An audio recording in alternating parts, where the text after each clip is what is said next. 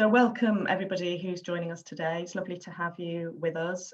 For those of you who don't know me, my name is Jan Shorrock and I am the Executive Officer for Give a Kidney. For those of you who are unfamiliar with the charity, our primary remit is to raise awareness of non-directed living kidney donation and to support those going through the process. So today we are very lucky to be joined by three wonderful speakers who I will introduce shortly. And would like to really thank them for giving up their Saturday morning to be with us today. And we hope you find this really interesting. There will be an opportunity for you to ask questions using the chat facility.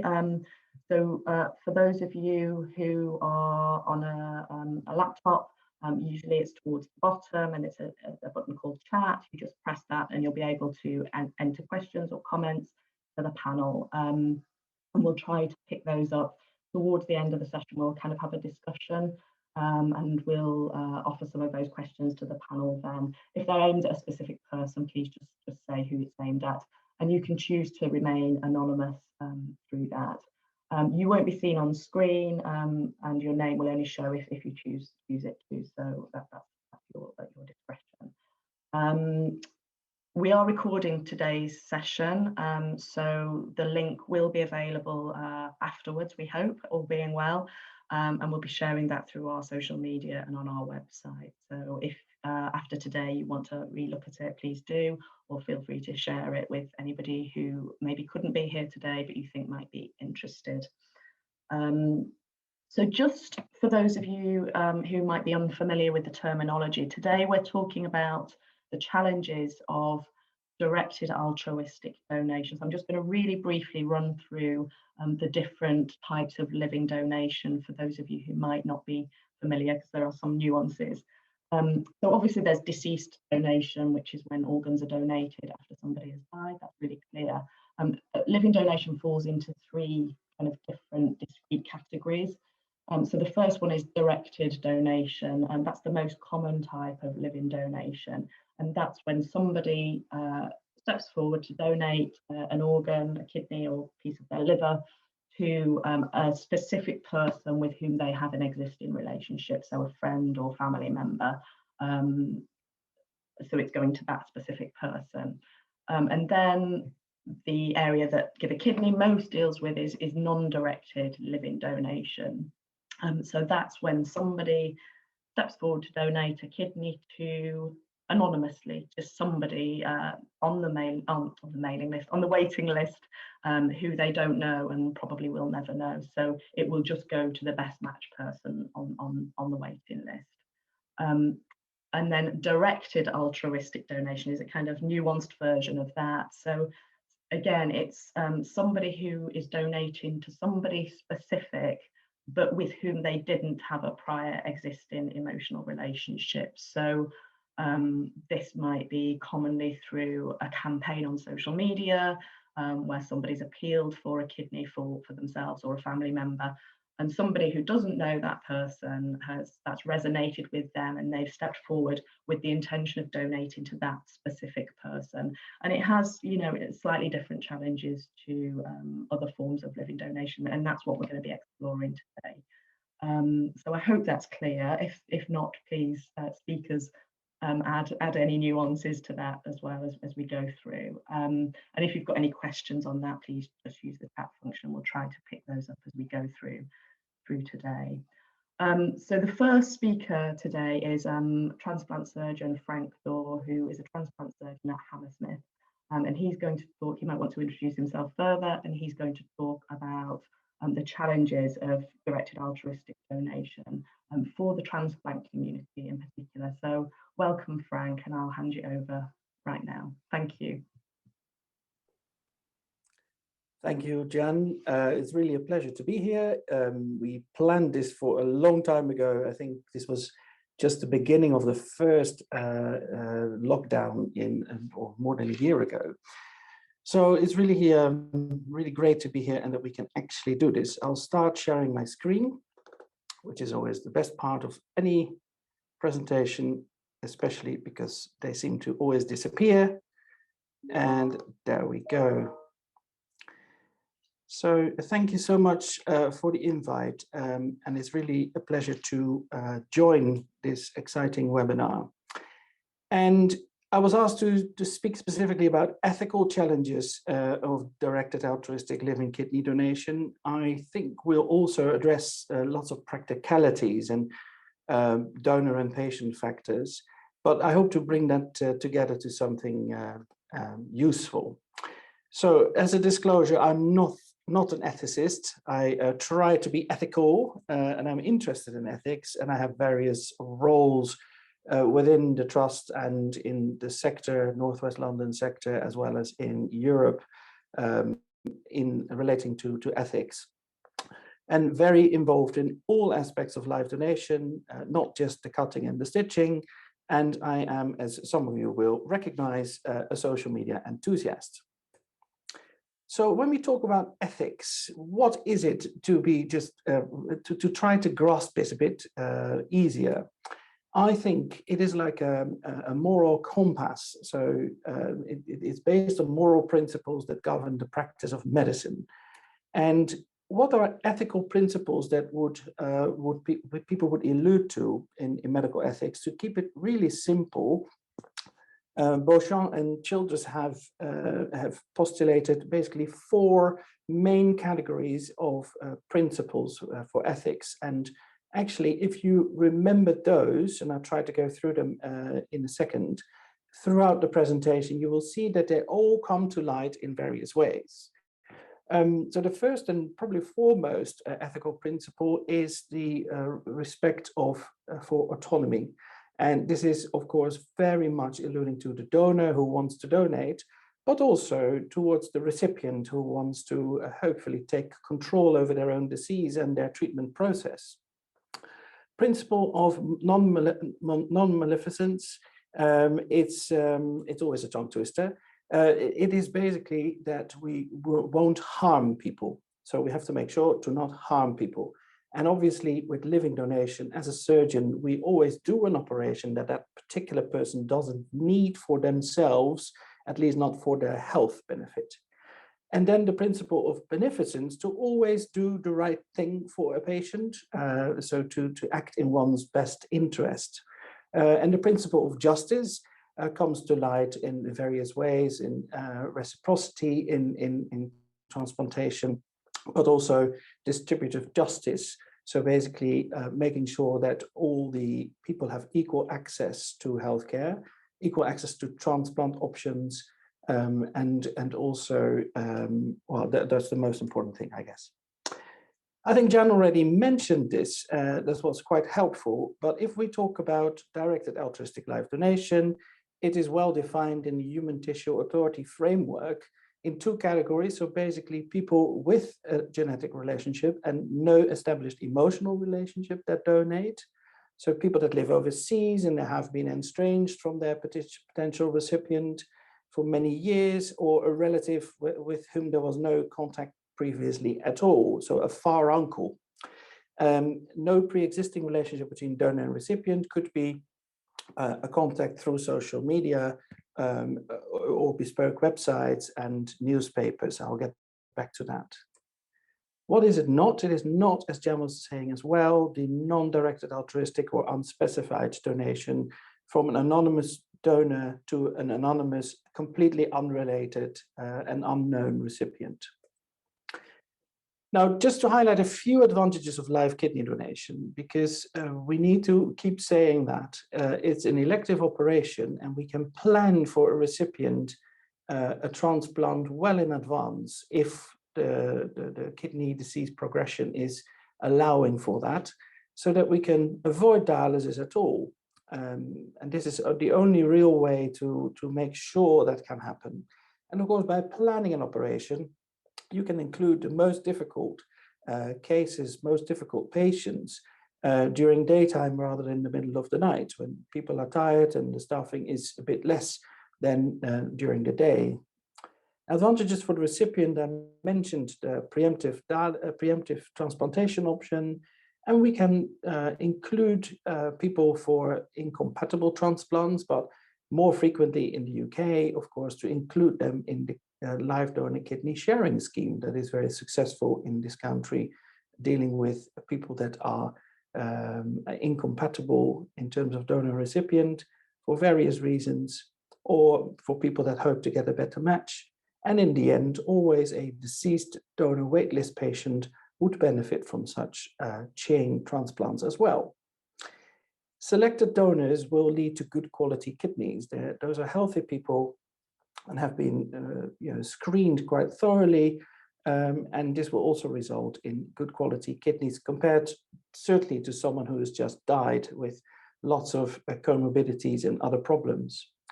The cold ischemia time, so the time that the kidney is outside the body, so to speak, is really short because the donor and recipient are normally in the same hospital, or the kidney has to travel a short distance, but certainly shorter than for deceased donor transplantation, and that also leads to better graft function.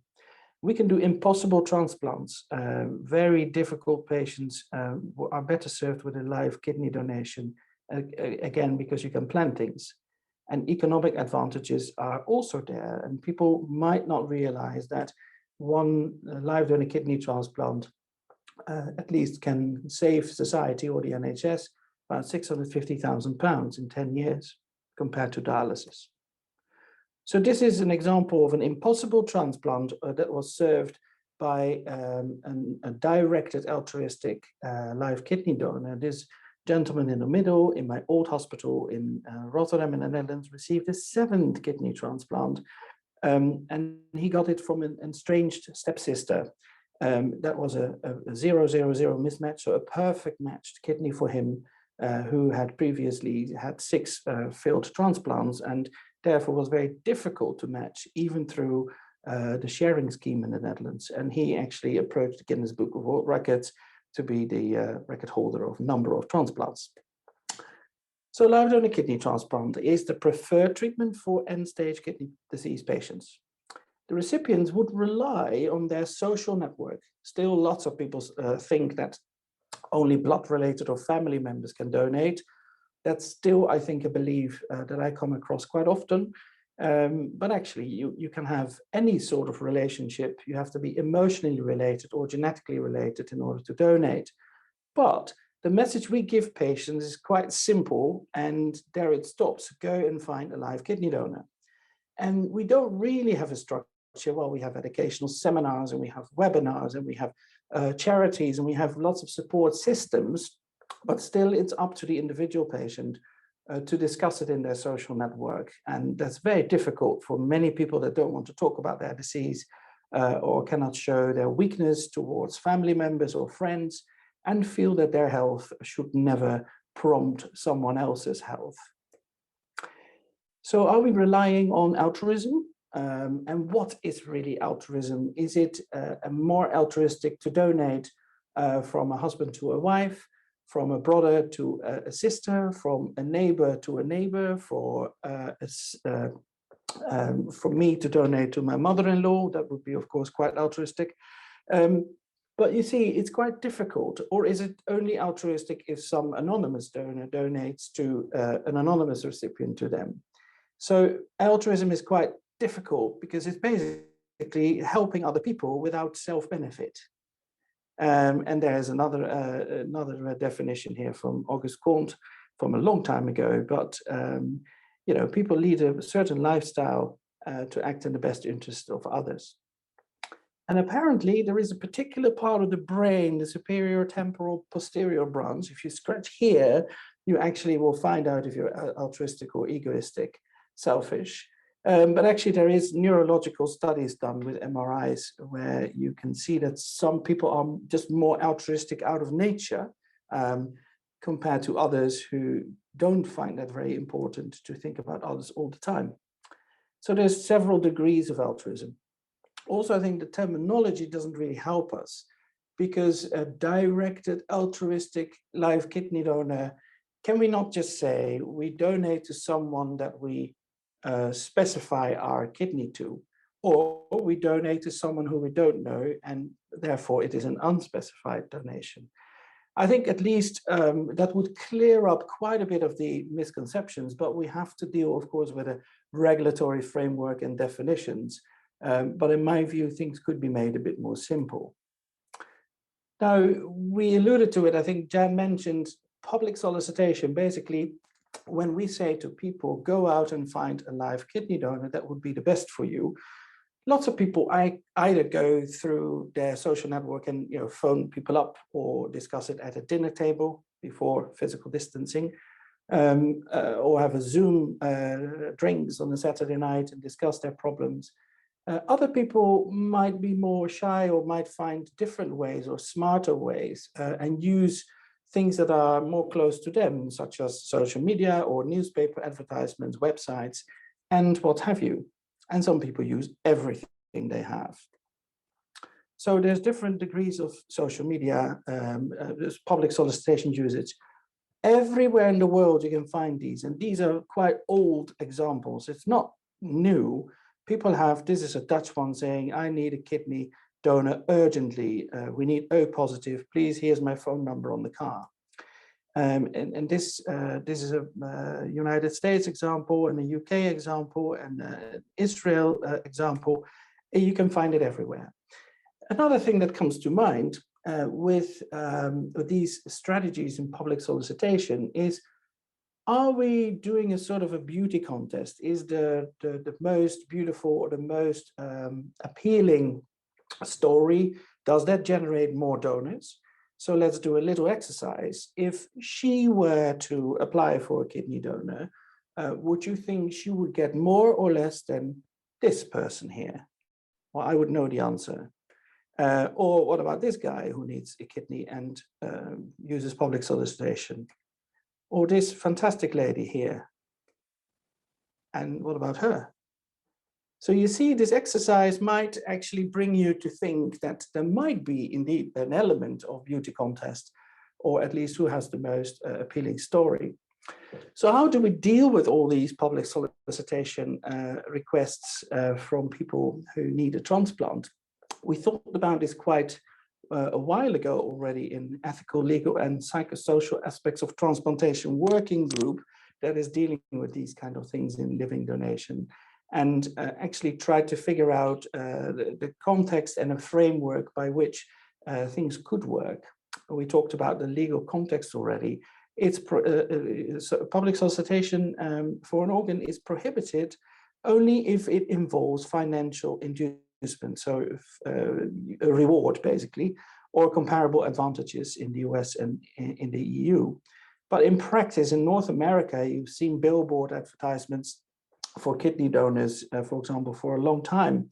In Europe, especially, I think the Northwestern countries have been slightly more conservative than the United States in allowing this to happen. But I think with social media, that has really been booming. We've seen more and more of these things happening. Of course, public solicitation could target both deceased donation, but it's not practical, certainly not in this country, and also not in the EU. And for living donation, this is most commonly practiced, actually. So public solicitation could involve monetary gain or altruism, and we think it should be focusing on altruism. We already said that there is a sort of a gradient scale of how public the public solicitation is. If you go out to your family, if you go out to your community, sports club, and you mention and share that with your friends that you need a kidney, you go out to your church. Some churches have hundreds of people there. You go out to your school or your workplace. You can use traditional media, specially designed websites and social media, as previously mentioned. So basically, how public is public? Does it have to do with how related you are? If you appeal to family, friends, acquaintances, you might be emotionally related for most of them, but also you can be genetically related, of course, with family. If you appeal to church and other places, there's most likely emotionally related matters and not so much genetically related. And via the media, obviously, yeah, there's a mix because you will have friends on social media, you will have family on social media. There's people you have known when you were a child from school or from a previous life in another country. And there's people on social media that actually you've only met through social media. And I certainly have many of those people, and I'm hoping in the audience today there will be many of them. So basically, are they then not related? Or can we say they're also emotionally related because you really have become friends? But also social media lacks a certain degree of control because, of course, it can spread like, I'm sorry to say, it can spread like a virus. And it can really reach people that have no direct connections with you and are 6 or 7 degrees away from you. So will not be genetically related, will not be emotionally related. So I think that's how the degrees of the public solicitation really work. This is, I think, one of the very first ones in the Netherlands who appeals on Facebook, a patient I transplanted several years ago when I was still in Rotterdam. He needed a kidney and he needed a 5th kidney transplant, also a very highly sensitized patient, very difficult. Got from the Facebook advertisement, he got into the newspaper because of this initiative. And actually, he also appealed as a football club supporter, Feyenoord, and that actually led to him getting a live kidney donor, and he was successfully transplanted with a very good matched kidney. And these people met beforehand, and actually it worked very well. Now, again, a successful story here with this gentleman here in the Netherlands, appealing on television and also on social media, needing a kidney. And this lady had a specific website with, she hired a lot of media experts and created a very professional advertisement campaign. Both were successful in getting a transplant. This gentleman here received a transplant after receiving hundreds of donor offers, and we'll go through that later. Some of them were genuine, but most of them were not. How do you select with all these donor offers you get? So basically, I think one of our working group members in ALPAT, Greg Morlock, wrote a very interesting paper with a different view that lots of people would condemn the beauty contest of public solicitation, but he took a quite different view in the Journal of Medical Ethics, if you're interested, to say, well, actually, what is wrong with this beauty contest? Because it might take away people off the waiting lists if they find a living donor through social media or public solicitation in general. Well, let's talk a little bit about practicalities. I mentioned a church. Well, this is an example of how an appeal in church could work. This is not the actual church, but in the Netherlands, we had a patient who did an appeal in his, he publicly solicited in his church for a kidney donor. And actually, we received 250 people that wanted to come to an educational seminar for living kidney donation. So we decided to organize a separate seminar for the church members that wanted to be considered as donors, just to make it easy. And in the end, again, he found a kidney donor in that group of people through public solicitation. But it brings certain practical challenges as well. What do you do if someone indeed comes with 600-700 potential donors through social media and presents them to you as a live donor coordinator? You start with a blank sheet, and normally there's a couple of names if people are lucky already of potential donors. But how do you organize that? And who's going to choose these potential donors? Isn't that interesting and challenging? Because after several phone calls and going through all these potential donors, you might actually end up like this, completely overwhelmed and also frustrated, because in terms of distributive justice, your workload is more than just that particular patient. But we want to treat all patients fairly. We want to make sure that our time as healthcare professionals is equally divided wherever possible between people. But we have to act in the best interest of each person. So it is very challenging and sometimes frustrating that we might not have a system to do this. From a patient perspective, we investigated and this was work from MMSC, led by MMSC in Rotterdam, is that people that want to go out and do a public solicitation might consider, what if this is my chance to save my life, my only chance perhaps?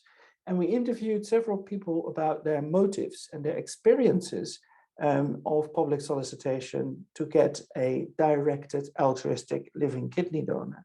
And you will see here, and I won't mention all of them, that before they started public solicitation, lots of people mentioned that they were a bit reluctant to ask their social network, reluctant to accept a kidney from loved ones, because what if something would happen to them? They would feel guilty. Some people had no live donors in their, no spontaneous offers, people that didn't want to do it in their direct social network or family. They would, it'd be very comfortable using social media. They would be encouraged by others. Why don't you put it on Facebook? Those kind of considerations were quite often mentioned. And of course, some people were also a bit reluctant in the beginning to post their vulnerability on social media websites and so on. And also it could be perceived as being selfish. Well, why would you have to trump other patients on that waiting list? Or why don't you need a donor more urgently than others would do? But in the end, all these considerations led to a decision to go ahead with public solicitation. And then people shared their experiences, and they were very mixed. And we can talk a bit more about it in the panel, I think. But there were positive emotions, feeling overwhelmed with so many lovely people that wanted to do good for them. But also they came across people who were not so genuine and wanted to take advantage of their situation and wanted money. And also lots of people were insecure. Why didn't I get offers yet? Am I not good enough? Is my strategy good enough? How do I do in the beauty contest, so to speak? So lots of very interesting experiences we can't all mention here because of time. But to conclude this part, and we'll get back to a bit more details later. So basically, all the people that decided to go ahead with public solicitation was mainly driven by frustration of not having enough organs from either living or deceased donors, and need for action, and people feeling hopeless. Public solicitation was, very emotional for people with mixed emotions, but and logistically very taxing. The expectations were quite often unrealistic because they saw someone on the television with 600 potential donors. But what if it doesn't happen to you? And what is the chance and actually ending up with a transplant? So lots of people have been disappointed and felt without any guidance, basically. So there's need for improved education on this particular aspect, and also a support system for patients who are considering this process. There's a few examples of standardized Facebook approaches for facilitating living organ donation from some colleagues from Australia and the States. It's a very interesting read. So you would have a standardized app with a picture, and everyone had a similar app, basically to make it more equal for everyone else. So you can do that on smartphones, and it's actually quite well published. So we have to make sure we can deal with public solicitation, but is it our responsibility as healthcare professionals? Is it just the patient's responsibility? Whose responsibility is it, and who should guide? I think public solicitation is here to stay. It's already here, and it will stay here. And it will be allowed in countries where this is legal. Of course, the screening procedures, we need to deal responsibly with the donor offers, and also the workload of the live donor coordinators need to be taken into account, so that they can also divide their time equally. And if they just deal with these 600 donors, it might not be fair to others. It needs to be transparent and accountability, and we need some oversight. And basically the selection process of those potential donors would probably best sit with the patient who is soliciting. Also, I think it's quite important not to condemn patients who engage in public solicitation, which happened in the beginning, actually. They got lots of criticism, but people are desperate and we tell them to take the situation under control and find a live donor. So there we have disconnect. So what are our responsibilities in this case, as healthcare professionals? Of course, we have to make sure that the organ donation laws are in place to maximize all kinds of donor potential. We have to remove misconceptions and disincentives for live donors to step forward from any live donation. Obviously, in the UK, we're very, very well advanced with the UK live donor kidney sharing scheme that gives lots of extra options for desperate people to be transplanted for medical reasons. And we can, of course, provide information and better information to patients, patient-tailored education or home-based education to everyone involved, and specific attention to actually potential donation from unspecified or non-directed altruistic donation. That also, if you specify one recipient, you might actually consider donating to as part of a chain in the kidney sharing scheme, where more people can be helped, and actually in the end also a deceased donor waitlisted patient would benefit. So dealing with public solicitation and respect solicited donors as regular specified live donors, because does it really matter what the relationship is, or whether there was a previous relationship and to what grade this relationship was? Does it really matter? I put out the question there. Despite all the practicalities and challenges, we have to, I think, really accept and be grateful that people want to do that. We talked about education and expectation management when considering public solicitation. And I think in the guidelines in the UK, there's already specific attention to directed altruistic donation and some guidance in there for healthcare professionals and a framework which is approved by HTA. So that is really good, but many countries don't have that. I'd like to stop here because I'm looking forward to the other talks and the discussion. Thank you so much. Thank you very much, Frank. So interesting, and lots that you've already touched on that I'm hoping we can pick up in the discussion a little bit later on. I'm aware that I mistakenly said you can ask questions using the chat button. It's actually the Q&A button, so hopefully you'll all be able to see that. If you can't see it and you're on a tablet or phone, if you tap on your screen, hopefully that will come up for you. And I'm also very conscious we didn't talk about the kidney sharing scheme in the introduction. We've got a whole other seminar on that next month if you're interested in finding out a little bit more about how that works and how that's evolved and why it's of such benefit to people waiting for a transplant. But yeah, lots of issues there that we'll pick up later and come back to. I'm now going to ask Sandy Shoker to join us. Sandy will introduce herself, I'm sure, but worked with the family of a young girl called Anaya to help run a social media campaign to try to find a kidney for Anaya, who was at that point 2 years old. So Sandy's going to talk about what their experience was and what they learned along the way. So we're hearing it from the other side, that actually the people who are looking for a kidney for somebody who's very precious and important. So Sandy, I'll hand over to you, and thank you for joining us. Thanks everyone. I'll just share my screen.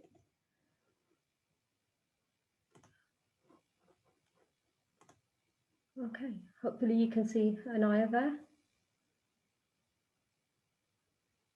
Speak up if not. Okay. Brilliant. Okay. Well, thanks for inviting me along today. Obviously 1 year behind schedule, as Frank said. So some of this is coming from the depths of my memory because it's been a while now. This is Anaya. I mentioned earlier I'm not related to Anaya, but I think I'm her favourite auntie now. I was one of a team, a family of friends that supported Amrik and Jyoti, Anaya's parents, in searching for a donor. And on all of my presentations, I said there's emotive content because there were some pretty difficult times during Anaya's search. So always aware that it's likely to have an impact on people. But this is Anaya when she was less than 1 year old, and this became the image of her campaign. Okay. So Hope for Anaya was a family-led campaign, and I was born with ARPKD, and her safe arrival was under question. Anaya's parents were warned that it could be that she might not survive birth, but she did. And within weeks, both her kidneys were removed. I think they were about 1.5 kilos each. One was removed and then the other. And the plan was always that Anaya's parents would donate, and her father, Amrik, was the better of the two matches. But unfortunately, by the time Anaya was transplantable, due to the number of blood transfusions she'd had, that was no longer going to be an option. So the search started for a living donor in September 2018. So here's a little timeline of Anaya's journey. So she was born in December 2016 and didn't actually come home for the first 10 months of her life. During that time, she'd had lots of blood transfusions, but she also had a massive stroke. And at that point, Amrik and Jyoti decided to sign her up as an organ donor in case the worst occurred. But she defied the odds, recovered very well, and came home in that October. And it was in the August 2018 where it became apparent that neither parent was going to be a match. And so the campaign started really between days, because ideally they wanted the transplant when Anaya was around 2, which was going to be just 4 months away. We started the campaign very quickly, and there was a huge learning curve, but somehow within 12 months, Anaya received a transplant. So you can see her there on the morning of transplant, and this is a couple of weeks later when she's on the road to recovery. Okay. So it was a huge learning curve.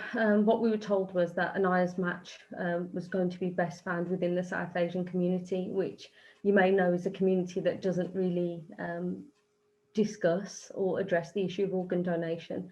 And a lot of us on that team, we hadn't really discussed organ donation in our families. It wasn't something that we'd come across, didn't know anybody that needed a transplant, and certainly weren't aware of living donation. Most of us had signed up to organ donation when we signed up for our driving licenses, and it was something that just went away then. You didn't really talk about it again. But we decided that our mission was to really educate anybody that we came across about signing up to the organ donor register, inform and invite them to sign up as organ donors. And then face to face, we would then say, this is Anaya. By the way, did you know you could be a living donor? So that there were 2 streams to the work that we were doing, was to boost the organ donor register and then make people aware that they could be living donors. So in practical terms, we built a family network, and WhatsApp was a very useful tool for this. But Anaya's parents were very clear, this wasn't just about Anaya. There were a lot of people out there waiting, and we wanted to support as many people as possible. And there were some practical steps that we had to take to really mobilise ourselves very quickly. And firstly, that was understanding the facts and figures to deliver a message. So lots of online research, lots of information cascading down from Anaya's parents. We created the online platforms. And then we started looking at what was already out there that we could piggyback on, because this wasn't just a social media campaign. We were out there meeting people at religious events, cultural occasions, musical concerts, and sporting events as well. And we also took part in lots of interviews, and that wasn't just Anaya's parents, just any one of us could go out there and talk about it. And in mobilising the campaign, it really does help if there's a big friends and family network to support. Amrik and Jyoti live in Newcastle, and as you can tell, I'm in Birmingham, but there are lots of contacts up and down the country that were involved. We also engaged with professional organisations, NHS Organ Donation, who were great in terms of giving us collateral and information, but also contacts such as Professor Gertrude Dawa and British Seat Nurses, who went out and did interviews and supported on events. The personal events ranged, as I say, from Glasgow to Gravesend, so we had quite a wide reach. And because we were focusing on the South Asian community, it was really looking at the regions where those events took place, Birmingham being one major centre there. But we also used some of the other channels, so that some of the television channels, BBC Asian Network, presenters such as Sunny and Shay, and local radio stations as well, just really leaving no stone unturned to talk about the need for organ donation and share Anaya's message. And then on social media, Facebook, Twitter and Instagram. Okay. And the aim was to reach all generations. So we didn't just really target those people that would be the perfect age to be a living donor for Anaya. We spoke to older people who were very receptive to the subject, at times, and basically anybody who spoke to young children as well, to see what their attitude was, you know, with their parents, to see how they could do it. And here's an example of our schedule that we had of the various events that we ran. Using that Punjabi-based media and speaking the language helped to gain a wider reach. So we were able to speak in the language that would help people understand what we were doing and why we were doing it. But Frank raised a very important point about the beauty contest, because who would deny a little baby, a cute little baby, and a 2-year-old, as she was then, the chance for survival. And there were some practical steps, so there is really a lot to learn. We were new to this, but we did obviously know that we needed some consistency. So hope for Anaya. Jyoti said that at times the only thing that she had was hope that the right thing would happen for her baby. And learning about what the appropriate hashtags are to get those shares and those likes and make sure that the posts were picked up in the right place. Because we were so scattered, and there was a lot to Anaya's story, we created an FAQs so that we could all be informed as to what Anaya's story was and what the need was. And having that central location for information. We all worked full time, and running a campaign can be quite intensive. So it can take an hour or two every morning just to keep on top of Twitter, Instagram and Facebook, and acknowledge people's comments and likes and encourage them to sign up or to make an inquiry about living donation. So just being organised did really help. When we approached to be present at events, we realised not every organisation will welcome you, and that wasn't always comfortable to hear. But there were a lot of places that did say yes, and it was impossible to be everywhere, which is why social media was so important. We also learned that the 3 platforms work very differently, and the audiences are very different as well. So Facebook, you can put visuals and lots of words. Twitter is very restrictive, and Instagram is mainly pictorial. We learned who to connect with, so organisations such as Share Your Wishes and Give a Kidney Yourselves, that really did support us. So Give a Kidney was useful so that when we didn't find people that wanted to be living donors, we directed them towards the website there. And Share Your Wishes was useful because they shared the story, and also it gave us hope because we could see that other people had found success previously. I had a quick look at numbers the other day. We know we've lost some followers since because Anaya's campaign isn't as active now as it was in its heyday. And there's some duplication there. Some people are following us on all platforms, but there's a reasonable number of followers there. Okay, lessons learned. In practical terms, there was lots of on-the-job learning about what we needed and about what we could and couldn't do. And it wasn't as if there was a guide or any guidance or any one place to go to really get that information. So it was an iterative process. And in the first instance, we actually had thousands of leaflets printed with the wrong information. As I mentioned, it can take a lot of time to run a campaign like this, more than we realised. There were 4 people managing the social media accounts at one time. Obviously not at the same time, but it helps if you can spread that workload. We tried to make sure the message was concise and consistent so that everybody was clear on what we were asking for.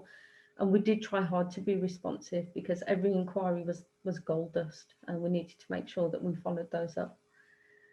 It's very important to be transparent as well. And Frank mentioned transparency, and as a family, it was important because we were asking somebody to donate a kidney. And of course, the first thing people are going to say is, well, why can't you? And we did make it clear the reasons why Anaya's parents couldn't donate, and also that the rest of the family were being tested. Obviously, there was a call to action there, so we wanted people to be clear on what they needed to do. So send an email or make a phone call, and these are the people that you needed to contact. And because we wanted to support others in the same boat, we were constantly sharing stories of others that needed organ donors, but also stem cells. So there were lots of case studies there that we could share, and other families running the same campaigns. And this is a big one. I think Frank covered this as well, needing to work with a hospital because we made them aware of what we were doing, and we were trying to gain as much information about what we needed to do because we were conscious that every inquiry was going to create work for the hospital. So we wanted to reduce the amount that they needed to do. So we tried to give as much information as possible and minimise the impact. And which is why websites such as Give a Kidney were important, and NHSBT, and so we were constantly sending out those links. In terms of those interactions, what we found was that most people were unaware of the need to sign up to the organ donor register, or to give consent as a, or that you could even be a living donor. And those that we did meet people that had negative experiences of transplant, so you have to tread carefully there. Not everybody is sympathetic. We needed to keep an arm's length relationship. Obviously, there were ethical considerations, and I don't know if we fully understood those initially. Certainly the wider team didn't, but we did quickly learn that once somebody's made an inquiry, it was best really to leave them to it and not have too much interaction. And that need for emotional distance was important as well, to make sure that when somebody was going to donate, they were doing it for the right reasons. I mentioned there that not everyone is kind. When you're running a campaign on social media and in person, you'll encounter people that say things that you don't expect to hear. And we did try and protect Anaya's parents from much of this. We didn't want them running up and down the country, although they did at times. The aim was to give them as much time as possible with Anaya, whose health was really volatile at times. But they did unfortunately encounter people that weren't sympathetic to the cause. I've mentioned this before, supporting others in the same boat. And we were grateful for any support that we got, people that were inviting us along to events, people that were saying yes when we asked them whether we could attend, but that support was critical. The likes, the shares and the prayers. Faith was a big part of Anaya's campaign. And it was nice to hear that everybody was keeping her in their hearts. And this is a really important point. The internet doesn't forget. So we needed to be careful that when we received comments, that we were responding in a way that would, stand the test of time and wouldn't create any conflict further down the line. So this was the experience. This was the hard bit. So working really predominantly in the Sikh or Punjabi community, this was really useful to have leaflets and an organ donor card, which showed that it's actually acceptable within our faith. But we did have lots of different comments. So one comment was, why don't you just let her go? So somebody who's quite averse to transplant and questioned why a donor was being sought. Somebody who questioned what Anaya might have done in her past life to deserve such a fate. Challenging views such as religion, not being allowed, not permitting organ donation, which it does, and it was good to challenge that view. And it was great to hear people that were saying, thanks for being here, I meant to sign up, or because of this post I've signed up today, thank you for the link. People saying, I'll think about this. Great to hear people that had already registered, and then finding people that had had a transplant, or that they themselves had had a transplant. We met somebody who had donated to a loved one, but we also met somebody who had gone abroad and paid a lot of money for a kidney. And that was quite hard to hear when you learned about the circumstances of the search and the outcome there. And this was the outcome. So this is Surinder Sapal. Contact with Surinder prior to the transplant. So she didn't comment or make any approach to us via Facebook or email or anything. And we were lucky. I'm impressed that, and we were told that was a notably high result. And I think there were times where there was a lot of work on for the hospital to do to manage all those inquiries. And Surinder, a few days after the transplant, Surinder posted these images on Facebook, and as you can imagine, a lot of people picked this up and said, we found your donor. And we were very cautious then, so respecting NHS protocol, Anaya's mum wrote to Surinder through the transplant coordinator and initiated those conversations. But Anaya's campaign wasn't just straightforward in terms of here, sign up to be an organ donor. We wanted to do more than that. So there were lots of different things that we did. We arranged a prayer ceremony 1 month, and then we arranged a 5-kilometre virtual race, which we had people take part in Malaysia, South Africa, various countries in Europe, and locally here as well. and raise some money for the kidney research. And we had the Act of Kindness Day as well, and all sorts of things were being done then. We also promoted blood donation, so you can see Jyoti and Amrit donating blood, and we know quite a few people came forward and registered as blood donors, which was great. And then we also supported Organ Donation Week, so this is just prior to Anaya's transplant. We put posts out every day to support Organ Donation Week and spread that message generally. And here's some pictures of some events that we attended. So we did a feed here in Birmingham at one of the soup kitchens, the organ donation game, which was difficult to secure, but was a real success when we ran that in Leicester. There's some other events there as well. And we managed to get on stage with quite a famous singer, Gomor Gurrawal, who invited us along to talk to the audience at a concert. And this was the very start of the campaign where we had a television interview, and Jyoti and Amrit travelled from Newcastle to London to take part in that. And this is when the story went public. So the Mirror picked up the story, and there's Anaya and her donor meeting for the first time. And then a couple of weeks later, they went on This Morning, and we learned a lot about the parameters of what we could and couldn't say on television. So we couldn't, for example, mention Hope for Anaya as the name of the campaign, but we could tell other aspects of the story. In December, we did the advent calendar of Anaya's journey, again, just focusing on educating people on how Anaya had made it through to transplant so that people understood what the need was for donation. And here are some pictures of Anaya post-transplant. So going off to nursery, becoming a big sister, lots of smiles. Little one pulled out Anaya's feeding tube the other week, so that was quite a challenge for Jyoti. And since then, we've been promoting other messages. So at the start of the pandemic, we had Anaya hold this poster, which was great because she got quite a few searches. But then when NHS Organ Donation shared it, she had 12,000 likes, which makes her quite successful. And then just to mention one other aspect of social media was that in January 2019, we did a Twitter takeover, which was supposed to be 2 hours, but because it was going well, Southall extended it and gave us an extra hour. And it was very intense.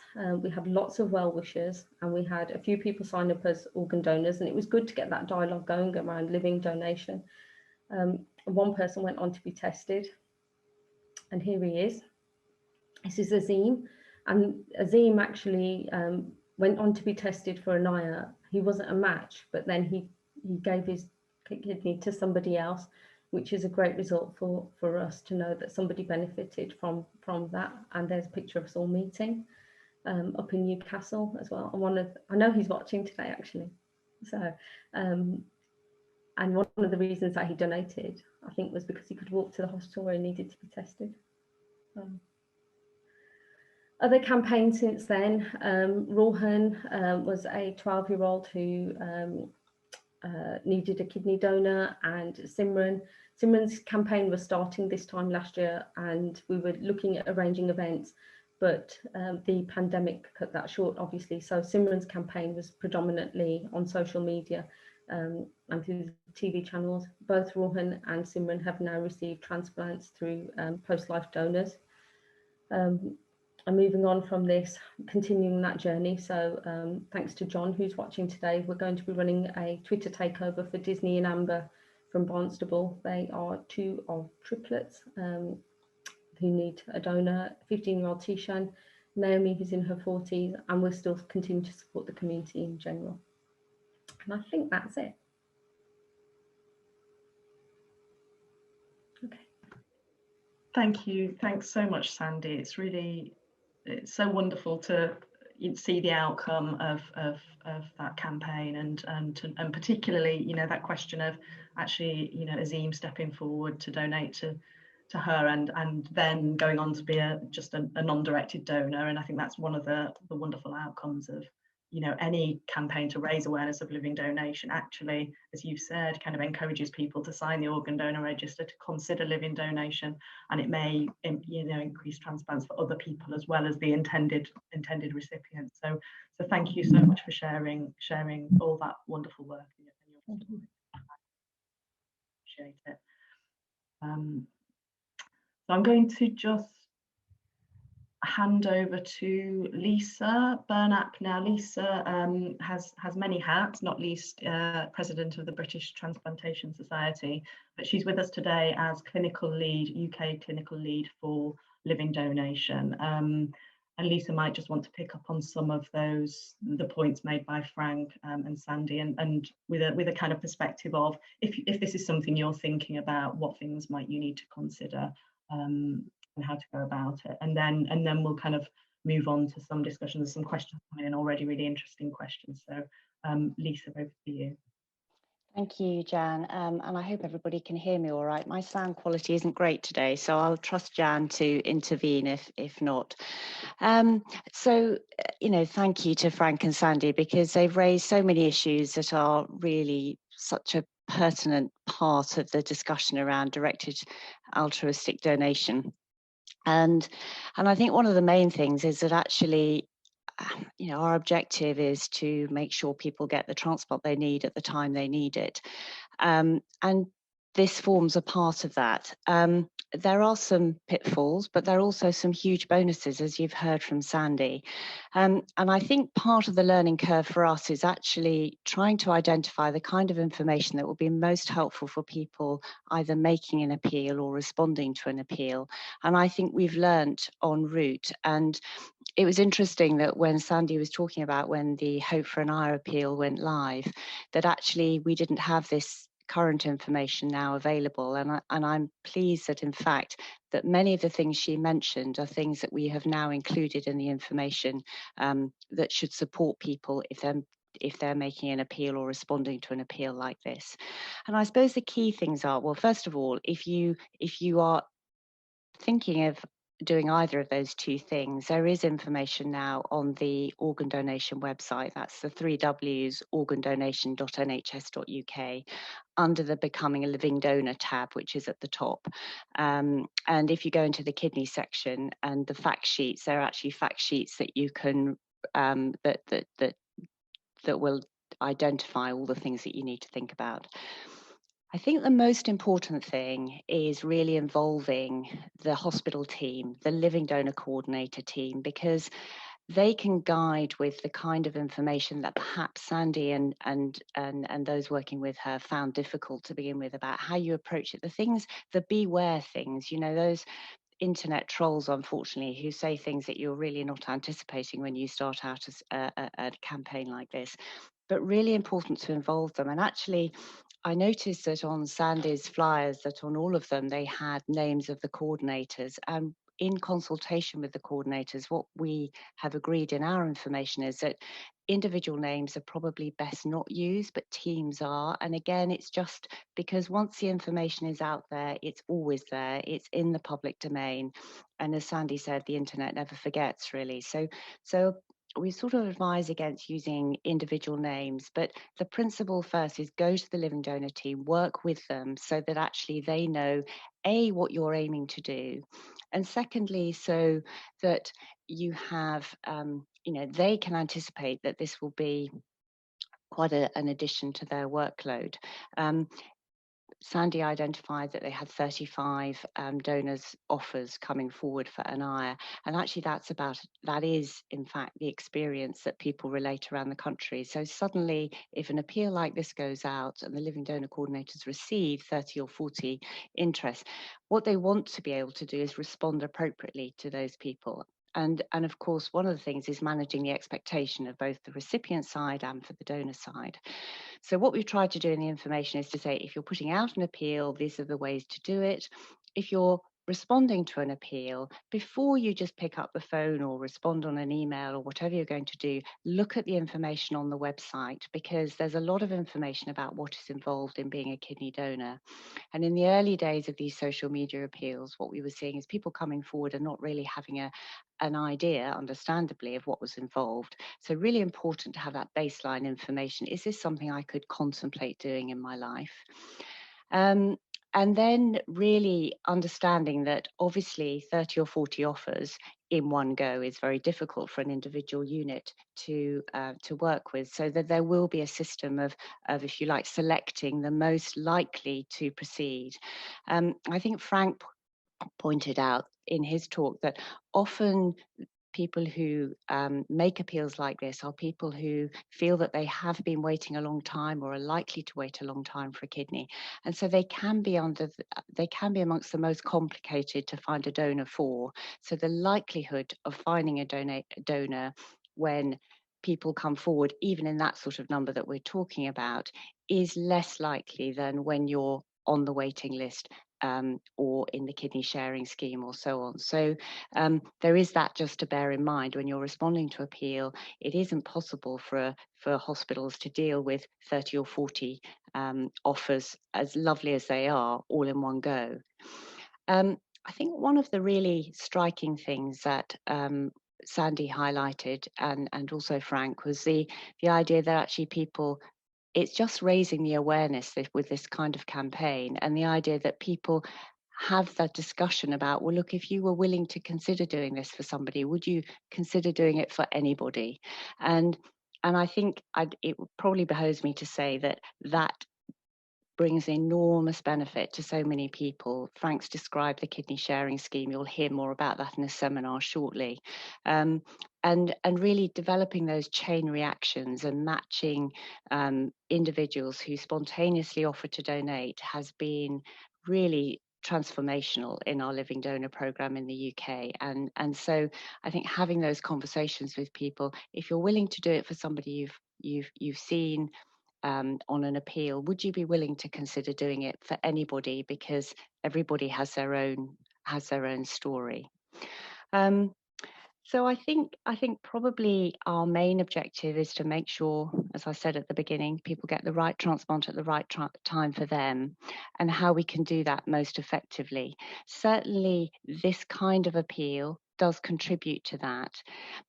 It would only be right to say that actually it is a much smaller chance, a reduced likelihood of you being matched to somebody suitable through an appeal like this than through other ways of getting the offer of a kidney from a living donor or indeed from a deceased donor. But it is also completely understandable that some people may choose to go down this route, and people will respond to this kind of appeal, and that takes another person from the transplant list, and another person who's loved by lots of people gives them a kidney. So it definitely has its place. I think the important thing that we have learned is that we need to help people to manage that process most effectively and in a way that actually allows the healthcare professionals to work with people wishing to give and receive a kidney in the most effective way, so that everybody benefits in the end. So I think, Jan, I'll leave it there and be very happy to open up to questions and discussion as part of the general discussion now. Thank you, Lisa. Thank you for covering that off. It's really helpful to hear how things have changed, and the resources that are now available and have come out of discussions around within the transplant community and at forums at BTS and working with coming across those challenges as this has evolved. So we've got some questions. So what I'll probably do is just try to direct them to specific people. I think, Lisa, the first question that came in was probably aimed at Lisa and Frank about, I think, Lisa, you've probably just answered this actually, but the question was around how beneficial is directed altruistic donation in the scheme of things from an NHS perspective? How does it help reduce the waiting list, or shouldn't we just be encouraging more people to be non-directed donors and unspecified donors? Lisa, I think you've just kind of said actually what this does is actually brings people forward who might not otherwise just step forward as a non-directed donor. People have a particular connection to that particular appeal, and then that conversation can take place. Is there anything more you want to say on that, Lisa or Frank? I would only say, and I think Frank may wish to add to this, I think there is a balance between every transplant is a precious transplant, and every person that's transplanted is precious too. I mean, you look at Anara and you can see, the joy that has brought to her and her family. But I think we do have to be clear that if we were to transplant everybody in this way, it would be an impossible amount of work. So there has to be a balance between managing these fantastic offers of living kidney donation against the ability to the number of people who can be transplanted through this route.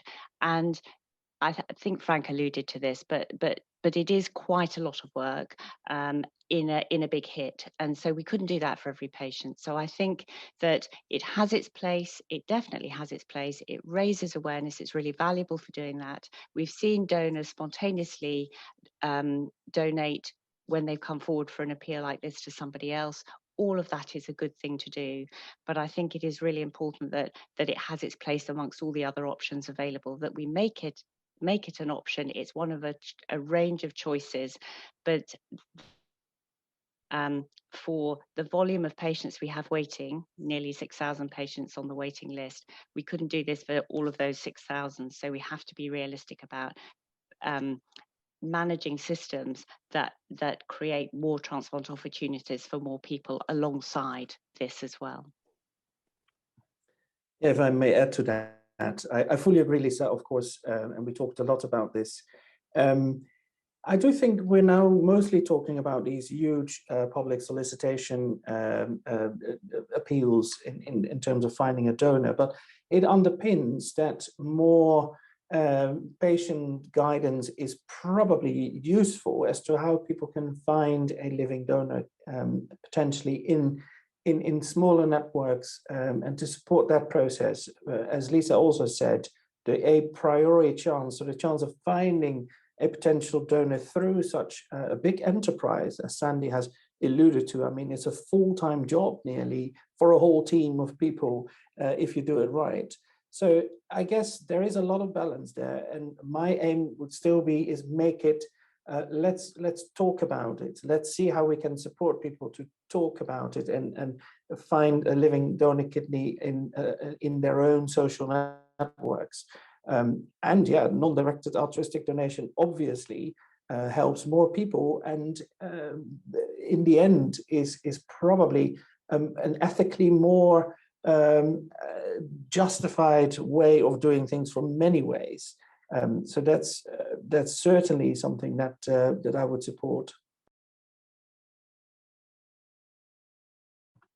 Thank you, Frank. I just want to pick up on that, because I think one of the really interesting debates and discussions around this has been that issue of, I suppose, equity, and someone asked a question about distributive justice, and how we, it came up in your talk, Frank, about, the beauty pageant element, but also, equity of access in terms of, do people who have, higher levels of education, are they more able to run, a dedicated campaign? Are they more likely to have access to bigger social networks, for example?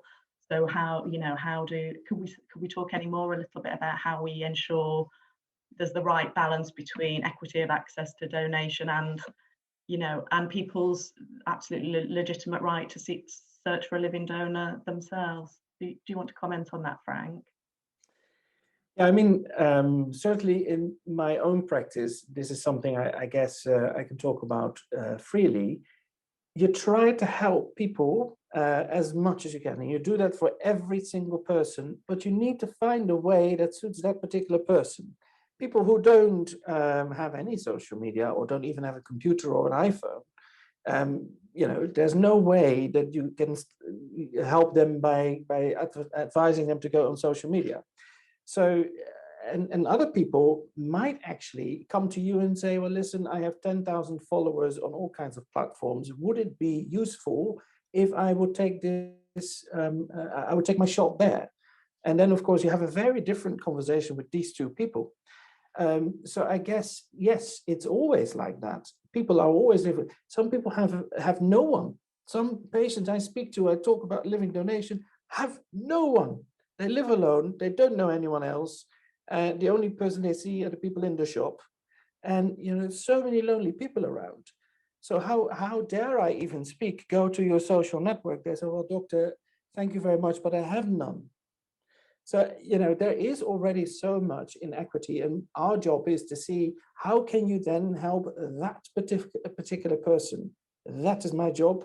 to act in their best interest. And that's the beauty also from the job, because you will find ways for individual patients to find solutions.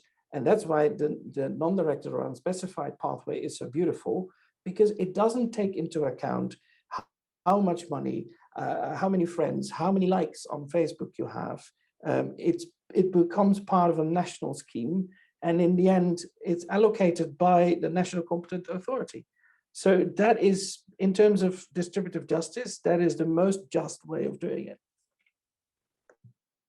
Thank you, Frank. Sandy, would you like to have any comment on that, I wonder? I agree.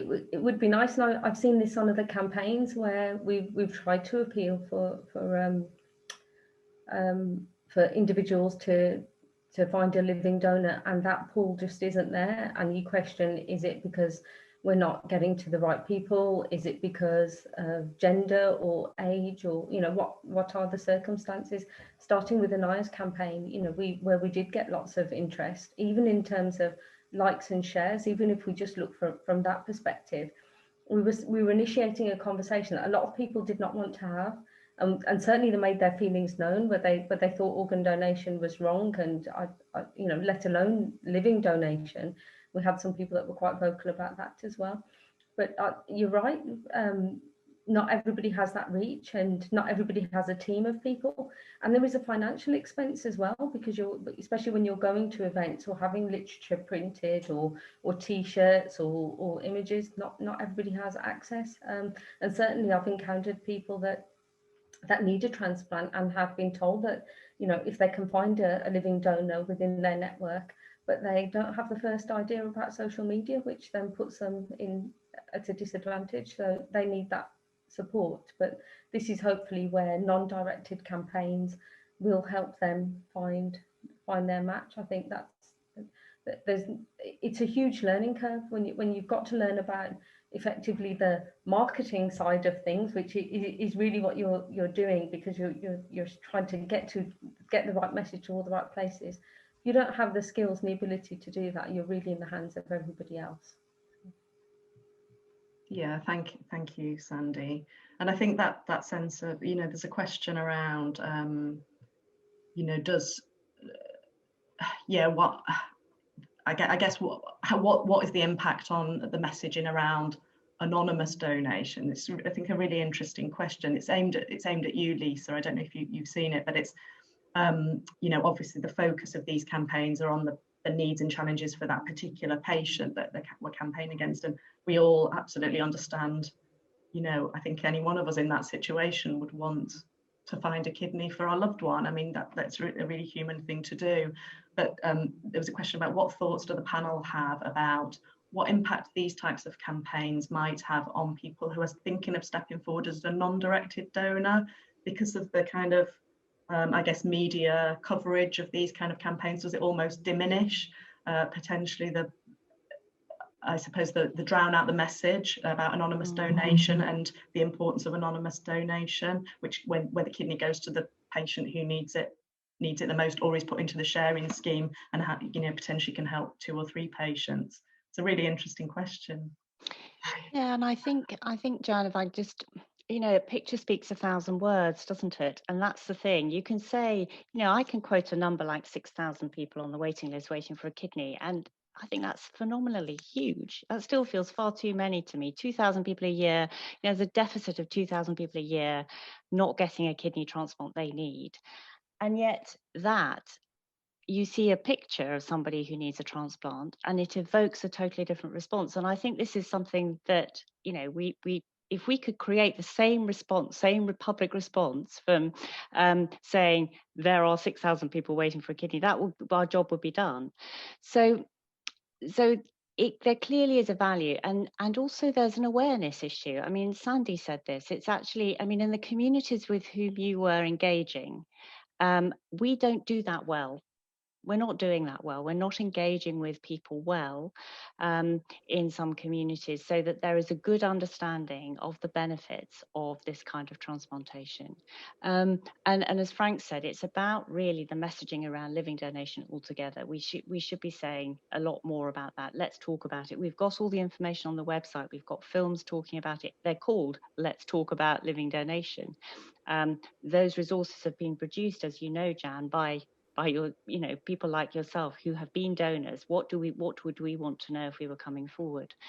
So I don't think it diminishes it. I think it does help to raise awareness. I think there's a difficult question, though, about how you bridge that gap between somebody who wants to give to someone they have seen. That is the motive. That is what has motivated them, that person on the screen that they have seen, or the leaflet they have seen.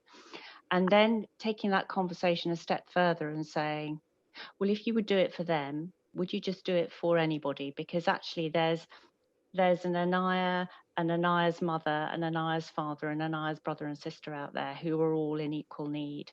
How do we bridge that gap?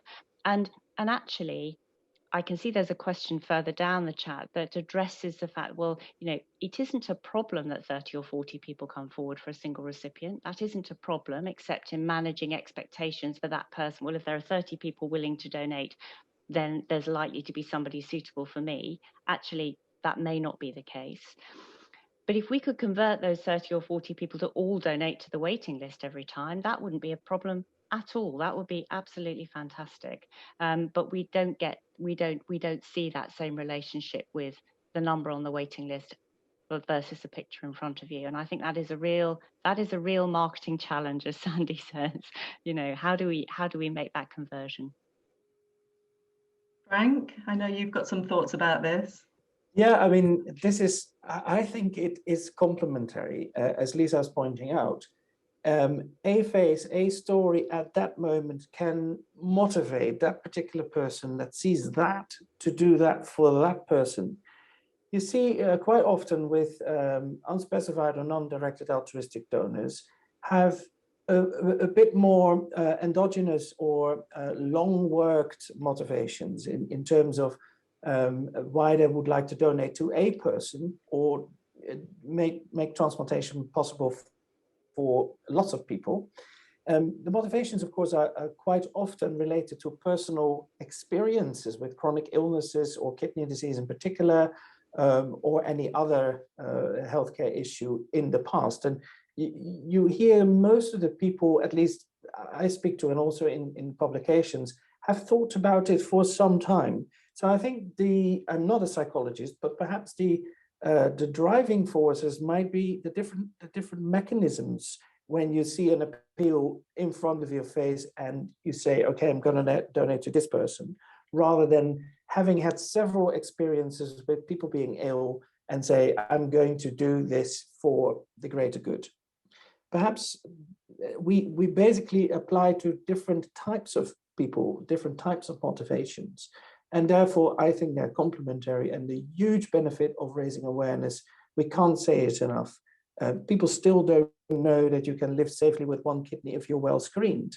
So many people don't know this. So many people still think it's dangerous in terms of the operation and things like that. And if a loved one would donate to them, that they would likely not survive. I mean, this language goes around. So I think the bigger picture of living donation deserves even more attention for us, for Lisa and Sandy, myself, for you as an organization. It's very difficult, perhaps, because we feel like we're pumping out information. But is it really coming to the place where it needs to be always? We're biased. We think that we are doing too much, but I think it can never be too much.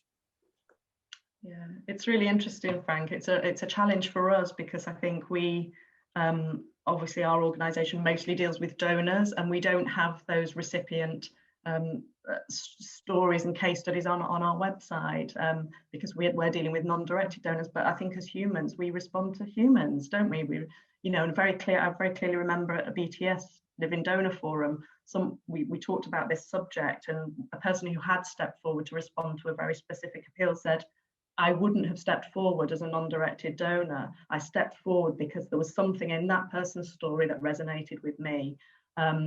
Really interesting comment. Thank you, Azim.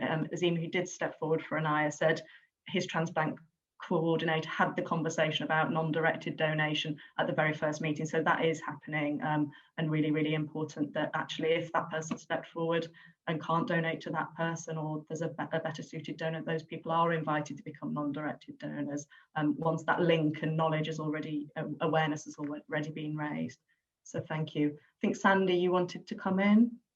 Just to pick up on that last point, the plan was always following an eyes transplant, and we talked to Surinder about going back out to all those places where we shared an eye story and explaining her motivation for being a living donor, and both her motivation and the experience as well, and the health considerations and how she felt afterwards and the healthcare she was receiving, so that people could see actually that it was a very positive impact on her.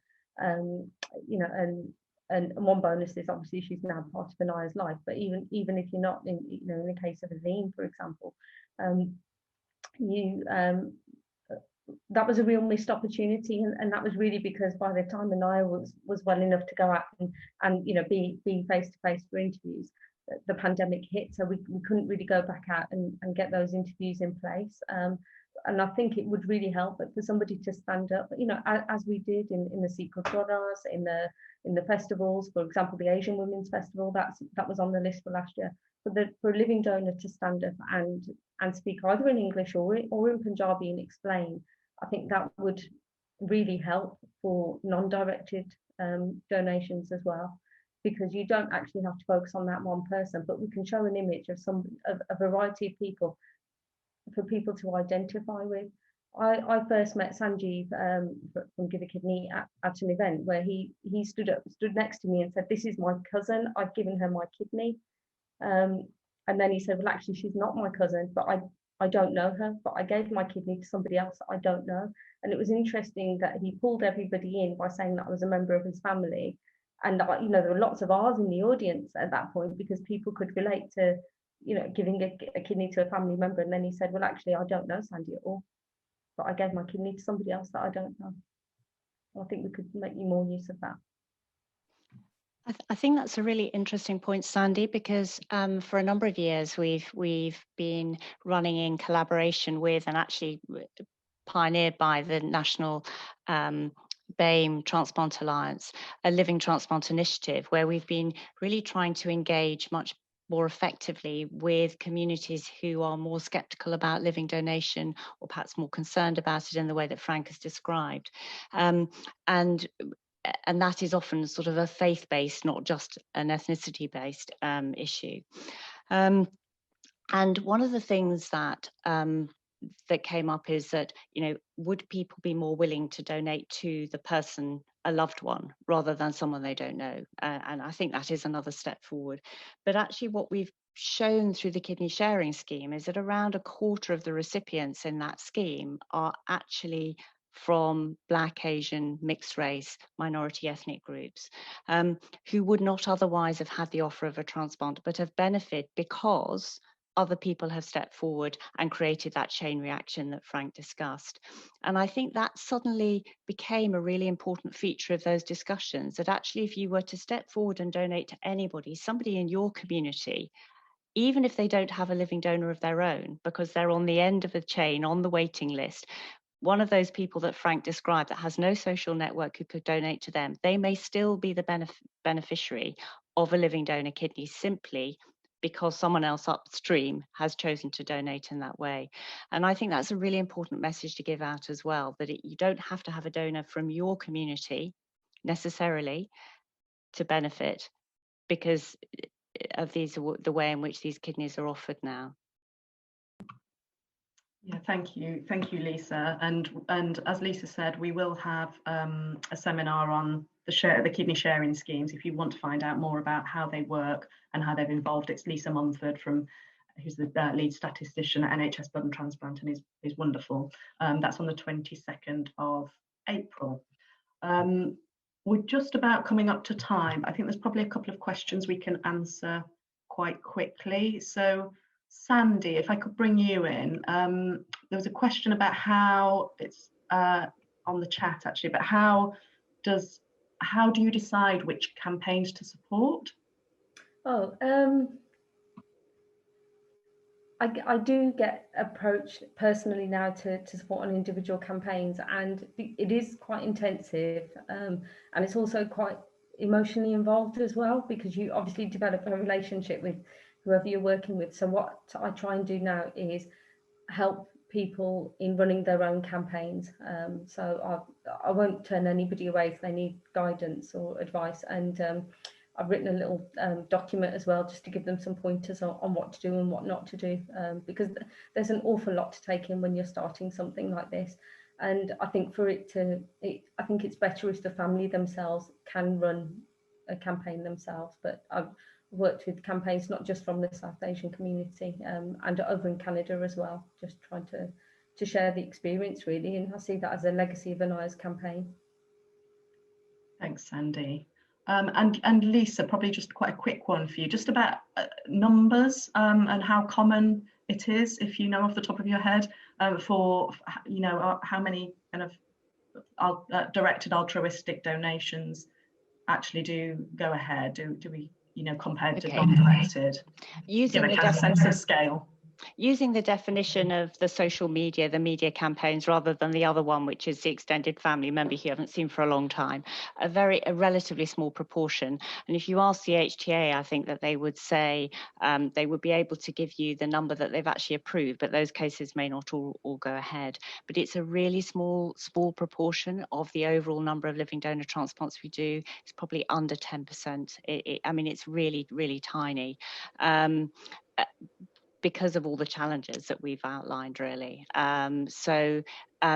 This is why it's important that it has its place and that it's managed appropriately. And the only thing I would just say to Sandy is, now we have that information on our website. If there are UK campaigns, if you could direct people towards that, that would be very helpful, because that then gives quite a consistent sort of way of approaching it for the living donor coordinators and so on. It's just, hopefully helps everybody, but also if anybody finds any gaps, please tell us, because we're very open to changing things. If it doesn't work, this is an approach, we'll try it. It's better than we've had before.